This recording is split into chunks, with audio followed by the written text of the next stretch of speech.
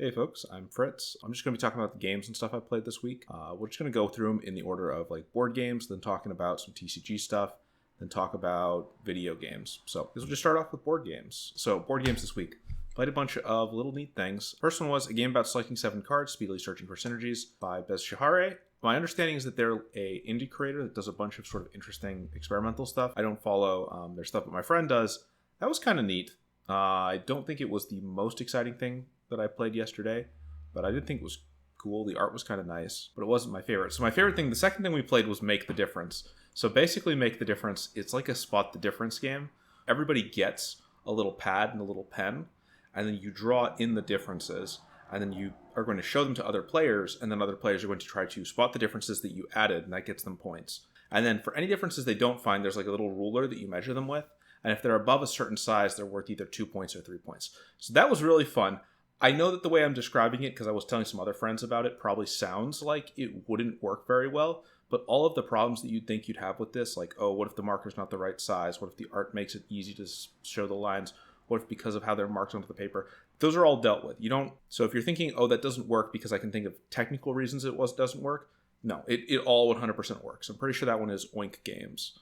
But Make the Difference, that was really great. I love that. Yeah, okay, so the next one was Beacon Patrol by Torben Ratzlaff. It's a co-op game. You are trying to place as many of the tiles that you have available to you in a way that maximizes the points that the tiles can grant you. It was fun. It was kind of short. We did not play with the expansion because it was our first time playing. I would probably try it again. Basically, because of the way it works, I got pretty split off from the rest of the group, and I ended up in a pretty bad situation that I think might have cost us a lot of points near the end of it. But I liked Beacon Patrol. So last one's Dwarf Romantic. It's won Dishfiel. I don't use awards as my metric for determining if I should get something, mostly with video games. And the reason for that is that by the time that something has won Game of the Year, I've either played it or somebody I know has played it. So I don't need you to tell me that Elden Ring was good. Dwarf Romantic, actually pretty similar to Beacon Patrol in that it's a cooperative tile placement game.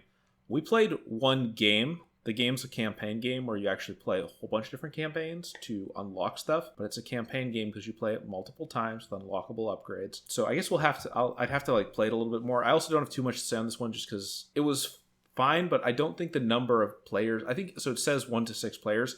I think you could play this with 25 people and the actual things that any given individual are doing wouldn't change because again, it's cooperative and because basically all you do on your turn is you pick up a tile and you place it.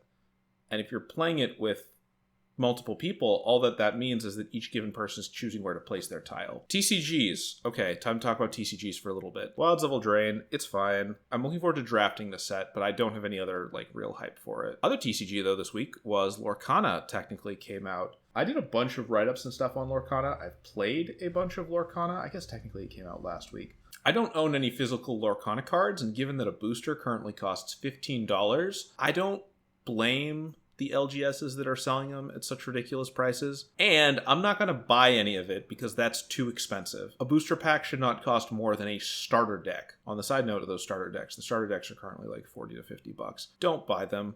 They're incredibly weak. Perhaps more importantly than being weak, they're not that fun. They have a very low amount of like draw support and stuff. So that you spend a lot of the games, if you just play those, it'll get to a point where you'll both be sort of out on the board and you'll just both be top decking. They're definitely an introductory product for people who haven't played TCGs before. Brings us to the last category. The last category is video games. So there's 3 things I guess I've been playing this week that I'll talk about really briefly. First one is HoloCure. Really cool. If you like HoloLive stuff, you'll love it. And if you just like Vampire Survivors, also go play HoloCure. Next up, Rain World. Okay, and this is basically a game where you play as a creature that's in the same ecological niche as the peanut butter jelly sandwich, which is to say that a good 90% of the world thinks that you are delicious. I believe that's even in the tagline. It's very different. It's very unique. I think the best way I would describe it is it's a Vania Dark Souls.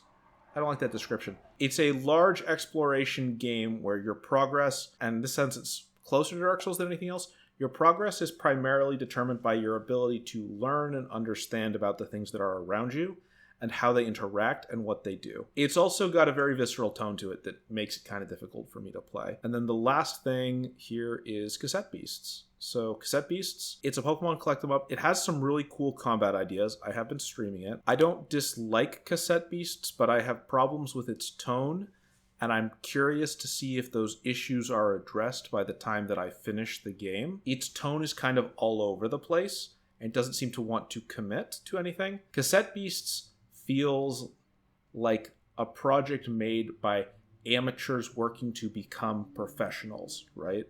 It's not bad. There's a lot of very good things about it, but there's a lot of things in it that don't really feel consistent to the tone or the story that the game is trying to play around with, if that makes sense.